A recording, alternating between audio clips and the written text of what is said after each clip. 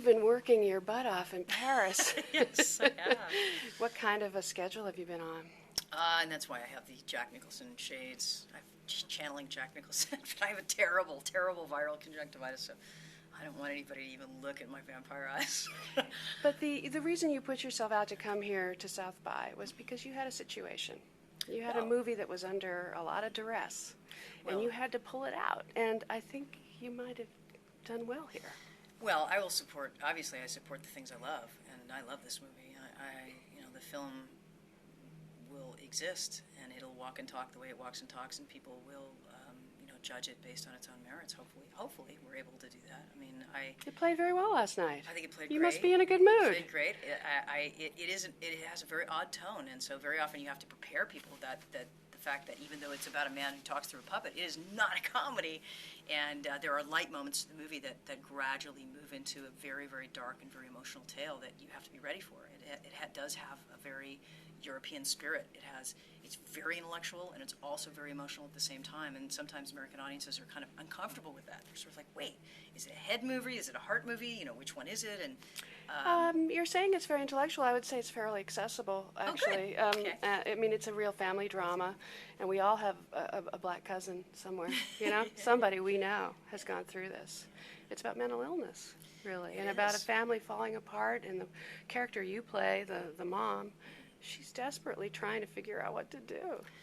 Yeah, the character of Meredith, it was very important for me to have an actress who could anchor the film and the drama, and who could play opposite Mel and be, in some ways, the audience's eyes throughout the film. She's the person who starts off the movie being somewhat suspicious, but then accepting him, and then little by little understanding that this survival tool, this puppet survival tool that he's put on his hand, is now starting to destroy his life, and that she has to separate from him in order to so that he can get better. And that really is the audience's perspective in the movie. And so, I don't know, I thought, who am I going to get? So I was like, I'll just get myself. And you swore you'd never do that. I swore I'd never do it again. And Mel and I, he kids me about that, because that was, I think, my first piece of advice to him when he was doing Braveheart. I said, because he was in Man Without a Face too, and I said to him, you're gonna be really happy when you finally make a movie and you're not acting. You're gonna see it's a different experience. And when he finally did Passion of the Christ, I think he called me and was like, "You're right. I'm never doing it again." Now you two worked together on Maverick, and you've been really, really close friends ever since. That's a really long time. It's a long time, and we never worked together again since Maverick. We wanted to, but we never did. And he's somebody that I've known for a long time. And you've been really loyal. You've been a good friend. You support him through thick and thin, and he's been through some thin lately. What did you see in that script that made you realize that he would be the right person to play that part? Well, I knew he had a combination of both things, that he understood the lightness and the charm in some ways of the character in the beginning, the wit of the film in the beginning, that he could handle that. And I also know his darker side, and I know that he's somebody that really has thoughts and feelings and is incredibly sensitive about this particular topic, about struggling. His struggles are etched all over his face. And they are, and they're in his eyes. Yeah. And you see it right there. It's right on the surface. He's not hiding it. So many of the themes in the film, in some ways, are incredibly personal to him and to me. This is my life. This is the story of my life. It's not the most popular part of my life, but it's definitely the story of my life. How is it the story of your life? Well, I read this great article not too long ago about obsessive ruminators, and basically it's a phenomenon of people who will take on a topic that's dramatic, the death of a friend, or something happened at work, and they keep thinking about it and thinking about it and thinking about it, and they think about it over and over again. Why did this happen? Why did he do that? Why did this happen? And this obsessive ruminating quality is what makes for great art.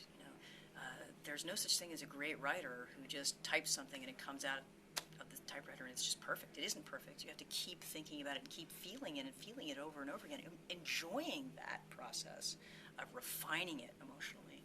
That's what we do as actors, and people who are drawn to that in some ways are depressive.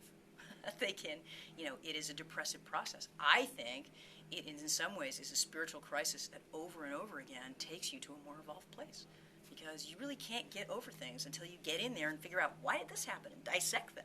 All right, let's analyze this. If I'm going to be an armchair psychologist here, you have had, in a way, a career that is also a split personality, in the sense that what you do as an actor is very different from what you do as a director. Yep. So somewhere in here you figured out, it's almost the James Franco theory here, go for the creative freedom in one part of, perhaps, well, you say it, don't let me say it. My films as a director are very different than the films that I act in. I had a very long career as an actor, 45 years in the business as an actor. It's not over yet. It's not over yet, but I've made some edgy, interesting films, but mostly mainstream movies that were singular characters, a lot of genre films, a lot of thrillers, and I guess I would be considered an A-list actor. And the nice thing about directing is that I don't have to do that as a director. I don't have to be worried about the commercial potential. I can make the films that in some ways are, they express my language. It's the music that I believe in, it's the lives that I've lived. They're very personal films. And I'm just grateful that there's somebody out there with either 20 cents or $20,000 or $20 million that's willing to make them, and I'll make them for whatever amount of money they give them to me. I'm just really, really lucky that I'm able to get a movie off the ground. Well, in this crazy indie world that we're in right now, but you actually got a reprieve here, if I'm not mistaken, in the sense that you got some more time in the editing room. Yeah, this film needed a lot more time in the editing room. It was a very quirky script. Why it was on the top of the blacklist is because it was the 100 best unproduced screenplays, and it was unproduced for a reason. It was a difficult script, a very quirky script, very interesting script, but the tone was odd, and this particular tone really required a lot of massaging in post, and some reshoots and some reimagining in some